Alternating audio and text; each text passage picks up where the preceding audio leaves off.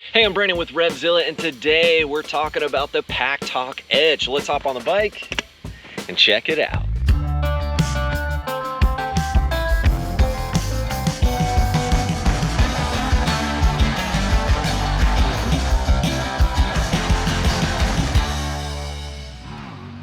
Woohoo! So, the PackTalk Edge.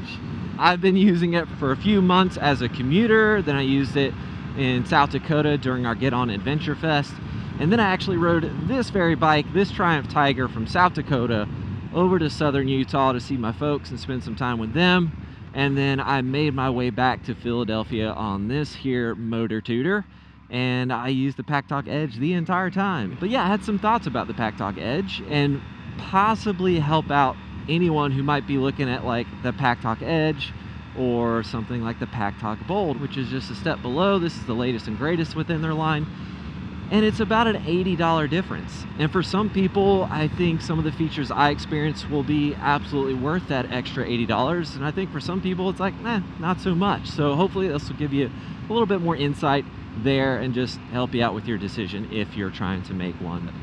Let's talk about some of the features here. One of the first things I noticed, this is a little gimmicky and kind of silly, right? But one of the first features is really this, just that magnetic stay right there, right? Very simple. You can see I just popped this right off, no problem. And then bada bing, bada boom, it's right back in place. And I was a little concerned at first when I heard they were going with a magnetic mount. I thought, oh geez, well here we go. It's gonna fall off or there's gonna be issues.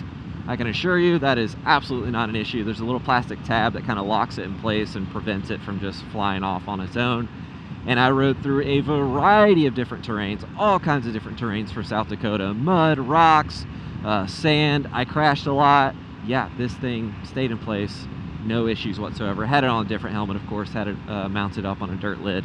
The other thing I noticed right out of the gate was that when you turn the unit off, it actually tells you the battery percentage. And I think that's an update I'm sure will be coming to other units where that voice command is just going to say, hey, battery 75%, battery 50%. But I do like that because it just lets me know, hey, I should throw this on the charger soon, or I'm going to be commuting for the next 3 days. I'm at 50%. I'll be fine. My commute's only 20 minutes, but oh, I'm going on a long trip. Obviously want to charge it before a long trip, but it's just nice to have those little cues in there and just kind of letting you know where the battery life is at. Simple, but I like it. Audio quality between the Bold and the Edge.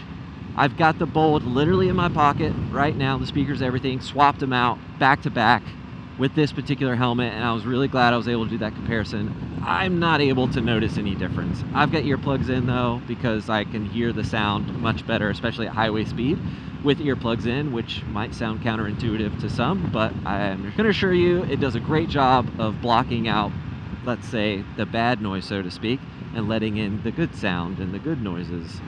So yeah, didn't notice a dramatic difference between the PackTalk Bold and the PackTalk Edge when it comes to sound. They work great. Use your earplugs. Definitely going to be a great option for you and will help quite a bit, especially at highway speeds. Speaking of highway speeds, I talked to my buddy Joe Jackson. He was at our Get On Adventure Fest and was riding back on his GS. I was going through Kansas doing about 90 miles an hour, and we were still able to chat. I tucked behind the windscreen a little bit because if you know anything about Kansas, you know that it is incredibly windy out there. But yeah, we were able to chat. We chatted for about 30 minutes or so.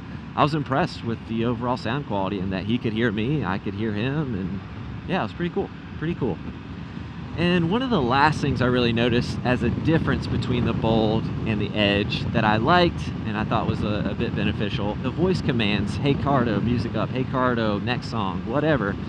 It seems more seamless on the PackTalk Edge in comparison to the PackTalk Bold. So it wasn't monumental, but I noticed it. Even with my southern twang, it seems like the Edge was able to understand everything I was saying, and it processed everything that much faster. So that was a nice little feature there.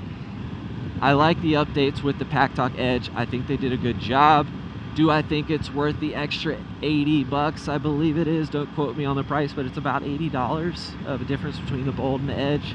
I don't know. For me personally, it wouldn't be.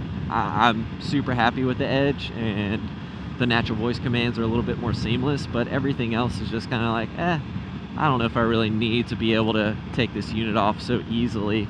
You know, the magnetic stays really nice and it works well, but the previous mount I had on the Bold worked just as well too, never had any issues there. But I think the major benefit with having like that adhesive mount too, you know, I think more and more manufacturers are providing that, because different shells are different thicknesses and it's a little bit tougher to get some of those clamps through there and things like that. So I like the sticky mount.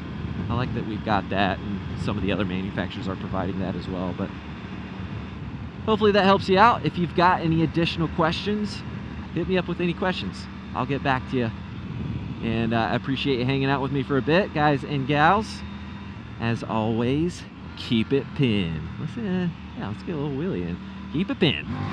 There we go. Woo-hoo-hoo!